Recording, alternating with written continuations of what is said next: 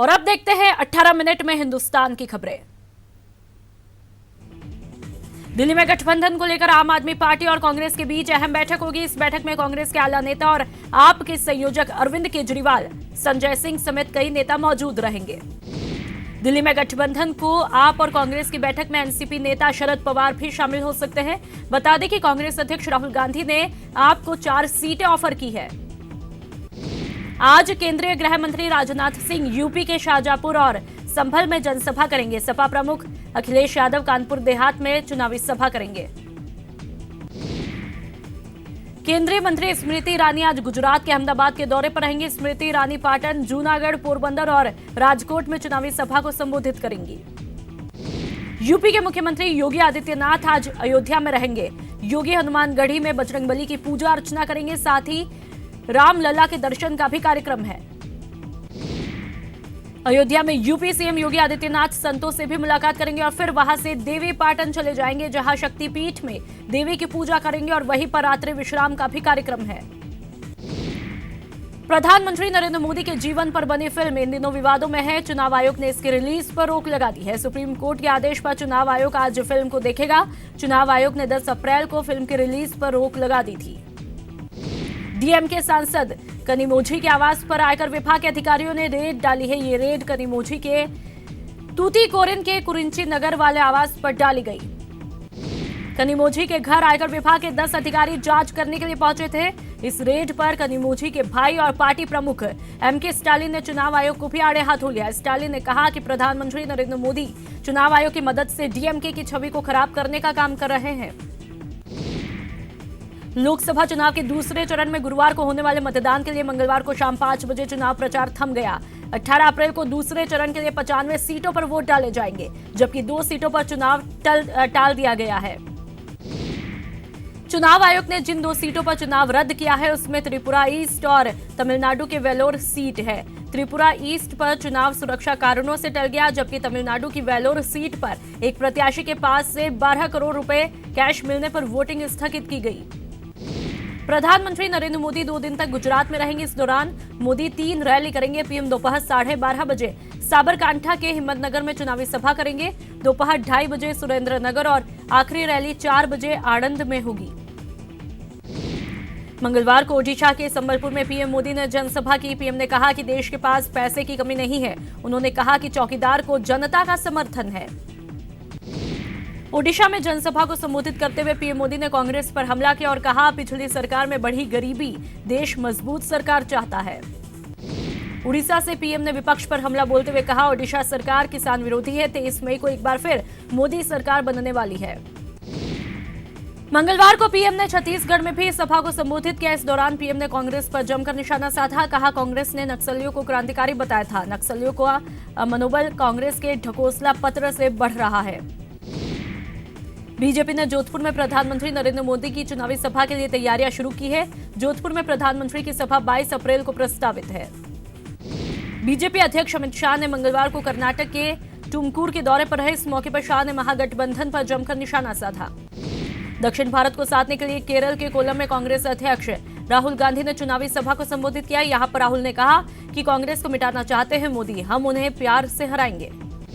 राहुल गांधी ने एक बार फिर पीएम मोदी पर निशाना साधते हुए कहा, प्रधानमंत्री मोदी ने पिछले 5 साल में कई वादे किए, लेकिन वह उन्हें पूरा नहीं कर पाए हैं। उन्होंने कहा कि इनमें 2 करोड़ नौकरियां, किसानों को अच्छी रकम, भ्रष्टाचार से छुटकारा शामिल है। लखनऊ पहुंचे फिल्म अभिनेता शत्रुघ्न सिन्हा की पत्नी पूनम सिन्हा ने सपा की सदस्यता ग्रहण की। डिंपल यादव ने पूनम सिन्हा को सपा की सदस्यता दिलाई। पूनम लखनऊ से राजनाथ सिंह के खिलाफ गठबंधन की प्रत्याशी होंगी। जन्मदिन के बहाने लालू की दोनों बेटों के बीच मुलाकात हुई। तेज प्रताप के बंगले पर जाकर तेजस्वी ने साथ में केक काटा।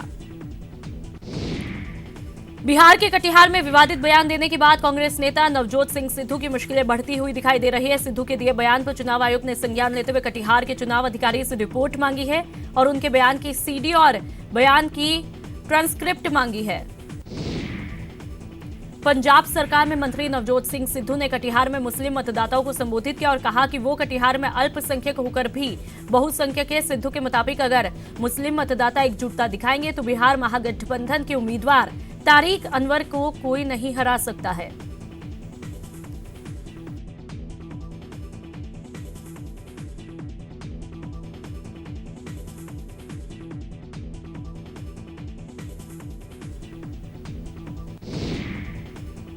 मध्य प्रदेश के मुख्यमंत्री कमलनाथ धुआंधार चुनाव प्रचार कर रहे हैं। कमलनाथ शहडोल और सीधी में जनसभा को संबोधित करेंगे। अजय सिंह और प्रमिला सिंह के लिए कमलनाथ के लिए करेंगे प्रचार।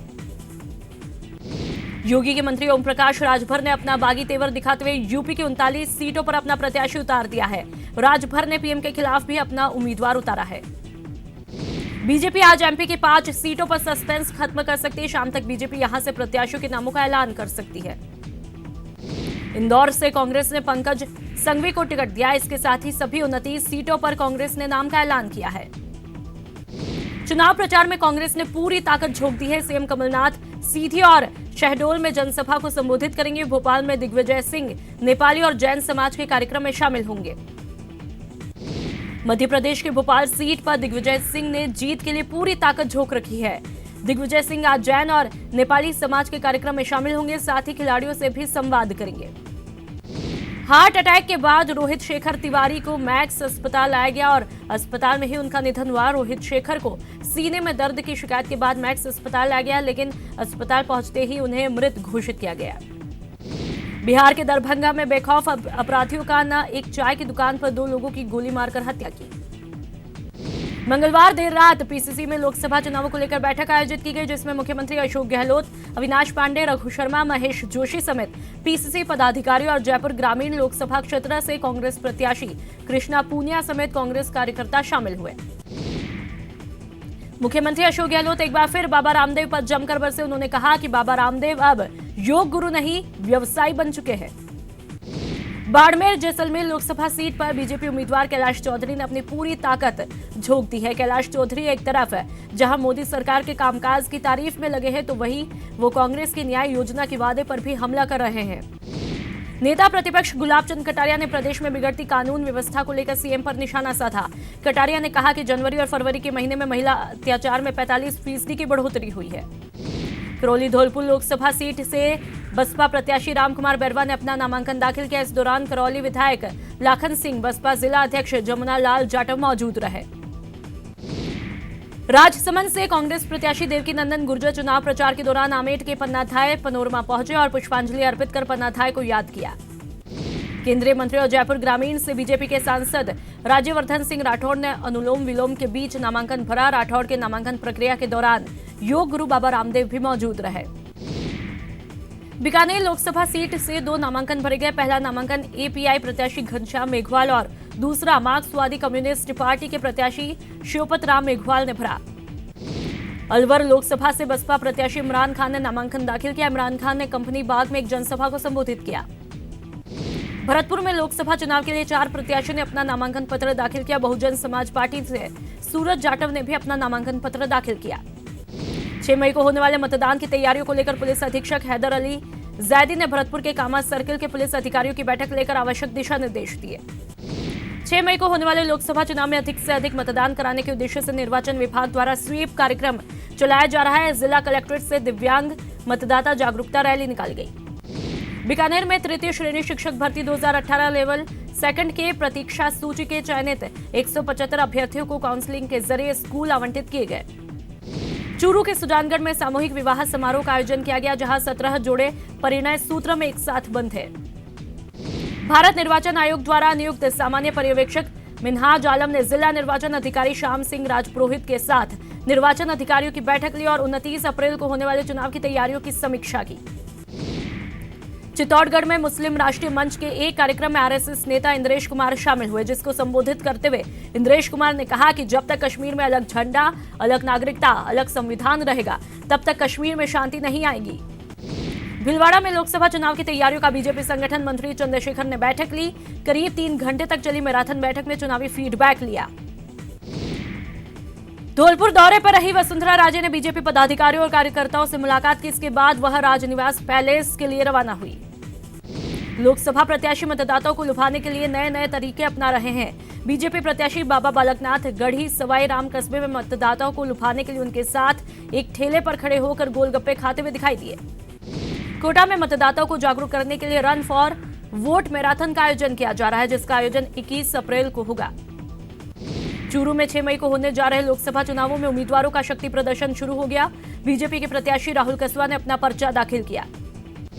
कर्नल किरोड़ी सिंह बैसला के बीजेपी में शामिल होने के बाद गुर्जर आंदोलन से जुड़े नेता बंट गए हैं। गुर्जर आरक्षण संघर्ष समिति के गुट ने बैसला को बाहर का रास्ता दिखाया। इसके जवाब में जयपुर में बैसला के आवास पर समिति का दूसरा धड़ा इकट्ठा हुआ और कई मुद्दों पर चर्चा की।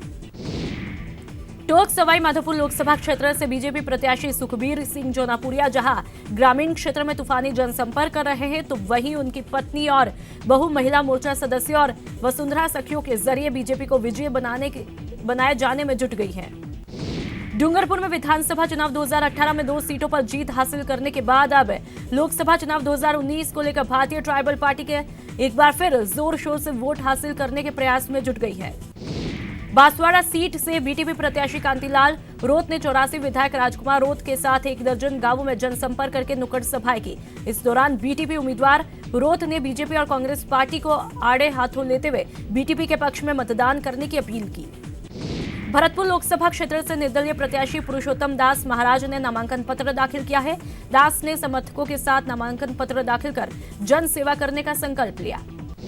डूंगरपुर में जिला निर्वाचन अधिकारी ने जिला स्तरीय मास्टर ट्रेनर और विधानसभा स्तरीय मास्टर ट्रेनर की बैठक ली। बैठक में जिला मास्टर ट्रेनर को जरूरी दिशा निर्देश दिए गए।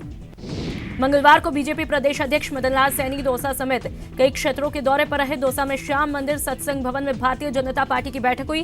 बैठक में मदन लाल सैनी ने कार्यकर्ताओं से चर्चा की और क्षेत्र का फीडबैक भी लिया।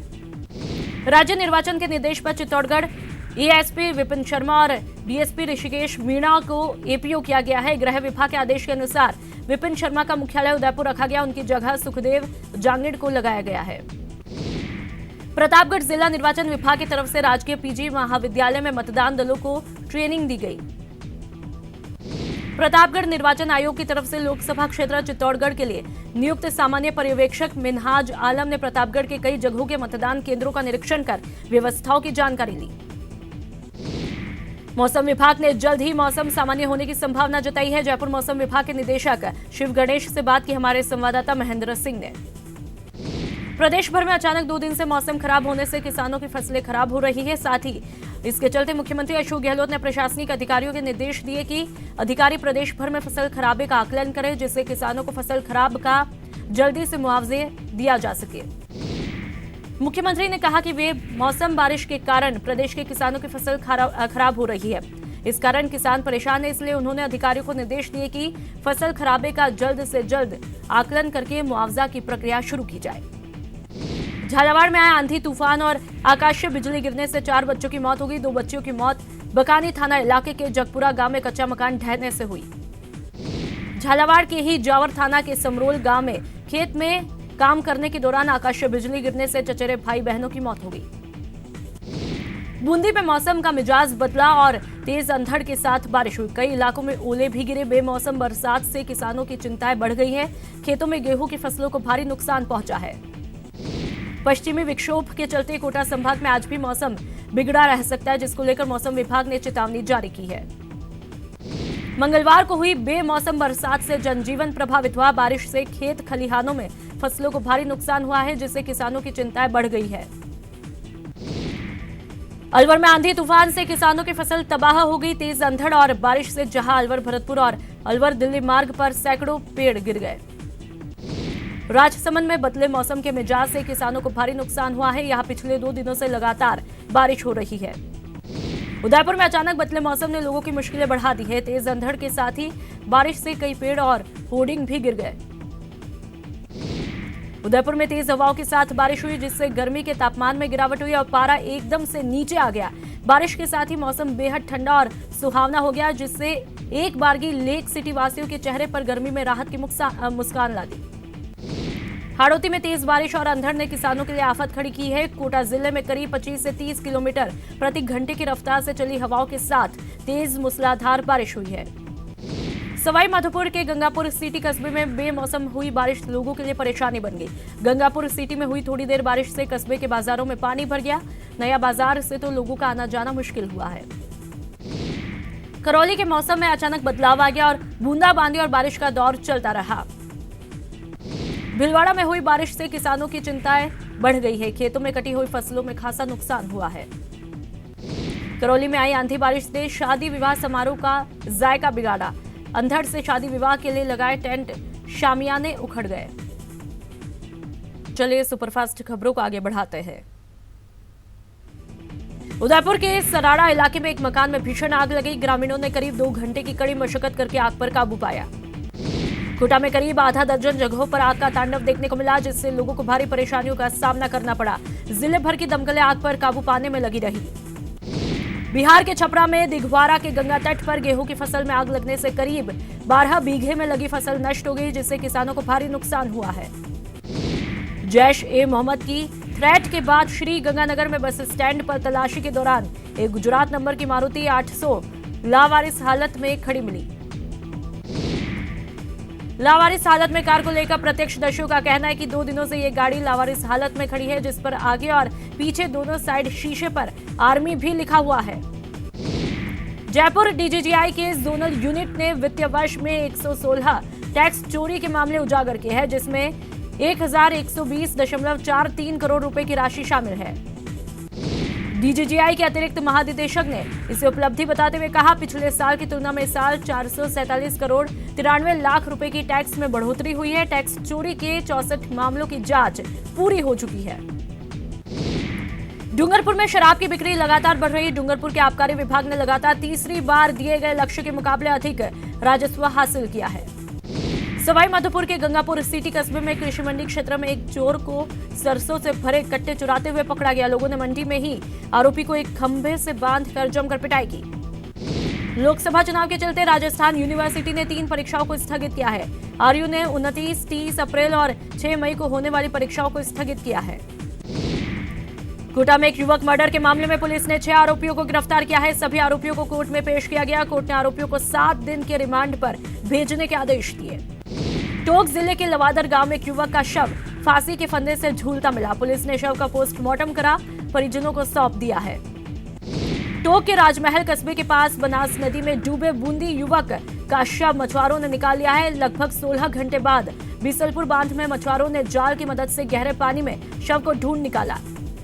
जयपुर के मालवीय नगर में वन विभाग और क्राइम ब्रांच की टीम ने संयुक्त कार्रवाई कर एक कछुए को बरामद किया। चूरू में तेज अंधड़ में खालिया गांव की सावंताराम नायक की ठाणी में 5 बकरियों की आकाशीय बिजली गिरने से मौत हो गई। जोधपुर में सिटी बस और एम्बुलेंस की टक्कर में 6 छात्र घायल हो गई। घटना रातानाड़ा इलाके के 532 सर्किल की है। ये पूरा हादसा वहां पर लगे सीसीटीवी कैमरे में कैद हुआ। कोटा में एक दिल दहला देने वाला मामला सामने आया। यहां पर एक शराबी ट्रैक्टर ड्राइवर ने शराब के नशे में ट्रैक्टर को मकान में घुसा दिया। पुलिस ने ट्रैक्टर ड्राइवर को हिरासत में लिया है और मकान मालिक की रिपोर्ट पर आगे की कार्रवाई शुरू कर दी है।